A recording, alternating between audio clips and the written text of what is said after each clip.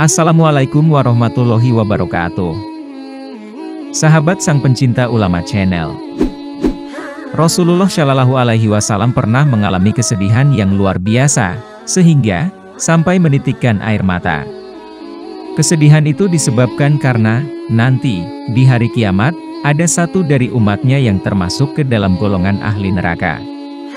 Karena sesungguhnya, neraka memiliki 7 pintu yang masing-masing disesuaikan dengan amal ibadah seseorang selama di dunia. Lalu, siapakah golongan dari umatnya yang akan menjadi ahli neraka tersebut? Simak ulasannya dengan menonton video ini hingga akhir.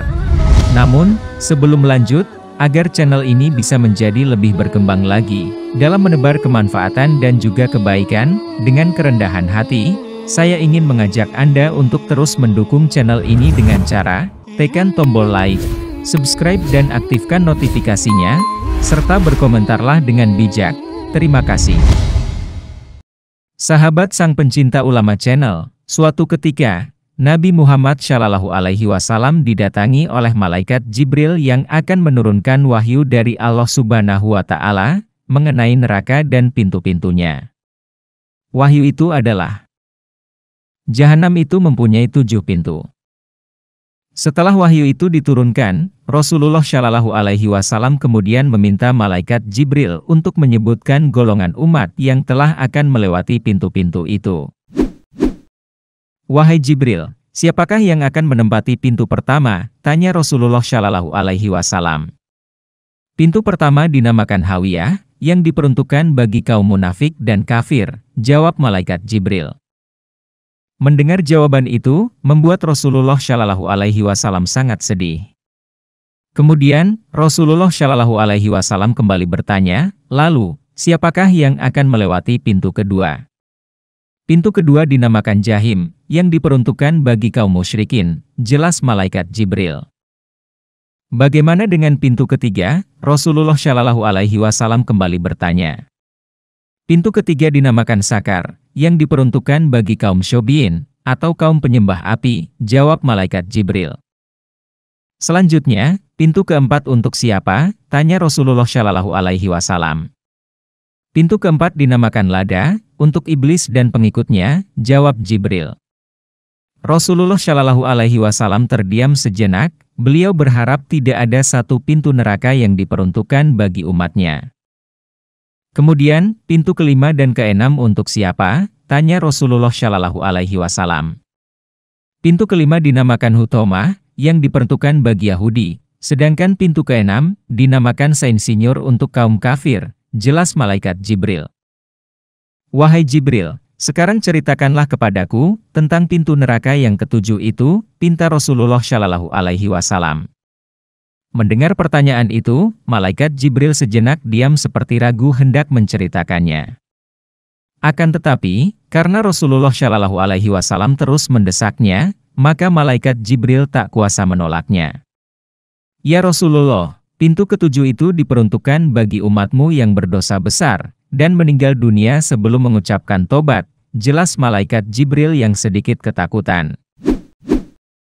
Begitu mendengar penjelasan yang terakhir ini, Rasulullah Shallallahu Alaihi Wasallam langsung pingsan seketika itu juga. Beliau tak menyangka bahwa umatnya pun disediakan tempat di neraka. Setelah sadar dari pingsannya, Rasulullah Shallallahu Alaihi Wasallam masih tampak sedih sekali. Beliau tidak dapat menahan air matanya yang mengalir begitu deras. Wahai Jibril, aku sangat sedih sekali mendengar penjelasanmu. Apakah ada umatku nanti yang akan masuk ke pintu ketujuh itu? Tanya Rasulullah Shallallahu Alaihi Wasallam dengan kesedihan yang mendalam.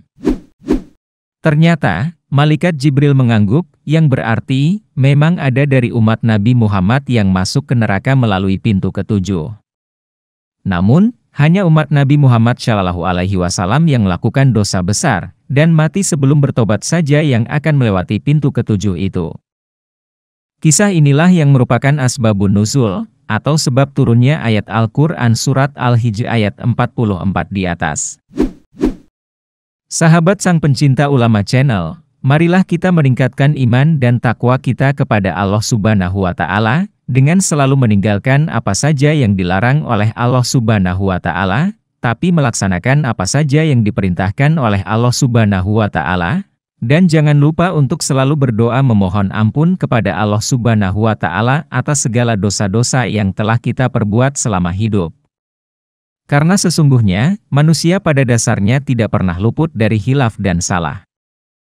Semoga kita semua terutama yang menonton video ini bukan termasuk ke dalam golongan orang-orang yang dimasukkan ke dalam neraka di atas, yaitu orang yang dimasukkan ke dalam neraka melalui pintu ketujuh, dan semoga kita diberikan ampunan dari Allah Subhanahu wa Ta'ala dan syafaat dari Nabi Muhammad SAW, sehingga dapat masuk ke dalam surga tanpa harus mampir dahulu ke dalam neraka. Amin ya Robbal Alamin. Jika terdapat kesalahan dalam penyampaian materi, kami mohon maaf. Itu adalah murni kesalahan dari kami sendiri. Jika benar, serta memberi manfaat bagi Anda, itu semata-mata datangnya dari Allah Subhanahu wa Ta'ala. Terima kasih sudah menonton dan sampai jumpa di video kami selanjutnya. Tetap dukung kami.